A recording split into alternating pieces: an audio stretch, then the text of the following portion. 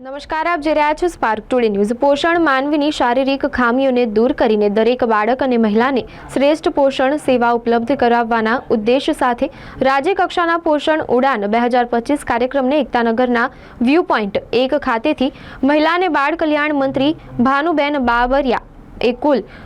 ₹1,247 લાખના ખર્ચે 58 આંગણવાડી કેન્દ્રોના ઈ-ભૂમિ પૂજનની સાથે કાર્યક્રમનો શુભારંભ કરાવ્યો હતો, જેમાં જીએસપીસીના CSR ભંડોળ હેઠળ સમગ્ર દેશમાં પ્રથમ વખત લાઇટ ગેજ સ્ટીલ ફ્રેમ ટેકનોલોજીનો વપરાશ કરી મહત્વાકાંક્ષી દાહોદ જિલ્લામાં 29 અને નર્મદા જિલ્લાના 25 તેમજ ગાંધીનગર જિલ્લાના 4 મળીને કુલ 58 આંગણવાડી કેન્દ્રોનો સમાવેશ થાય છે। પોષણ ઉડાન અંતર્ગત પતંગોત્સવ થકી પોષણ વિશે જાગૃતિ લાવવાના હેતુથી આયોજિત આ પ્રસંગે મંત્રી બાબરિયાએ જણાવ્યું કે રાજ્યના તત્કાલીન મુખ્યમંત્રી અને હાલ દેશના વડાપ્રધાન નરેન્દ્રભાઈ મોદી સુપોષિત રાજ્ય બનાવવાની ઝુંબેશને વધુ વેગવાન બનાવતા મુખ્યમંત્રી ભૂપેન્દ્રભાઈ પટેલ અને ટીમ ગુજરાતે પોષણની ઉડાનને વધુ મજબૂતાઈથી પ્રોત્સાહિત કરી છે। महिला और बाल कल्याण मार्फत आज हमारा माननीय मंत्री श्रीमती भानुबेन बाबरिया मार्फत आज 3 કે 4 પાસાઓ ઉપર આજે અમે આ કાર્યક્રમ રાખ્યો હતો। એક હતું કે આજે અમે પોષણ ઉડાન ખાસ કરીને જ્યારે આપણે સંક્રાંતિની વાત કરીએ છીએ અને એને આપણે એક ઉત્સવ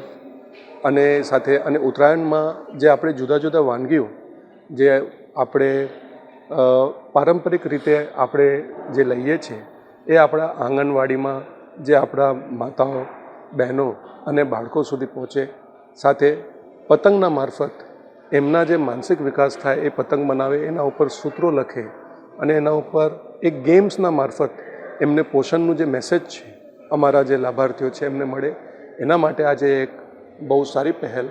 અમે પોષણ ઉડાન 2025 શરૂ કરી। અને અમે એ પણ અપીલ કરીએ છીએ કે જે સિવિલ સોસાયટી છે, જે સારા NGOs છે, જે કમ્યુનિટીમાં લોકો કામ કરે છે, આ પ્રોગ્રામ સાથે જોડાય અને જે પોષણનું જે જનજાગૃતિ છે, જે લોક અભિયાન છે, એમાં બધા સહભાગી થાય।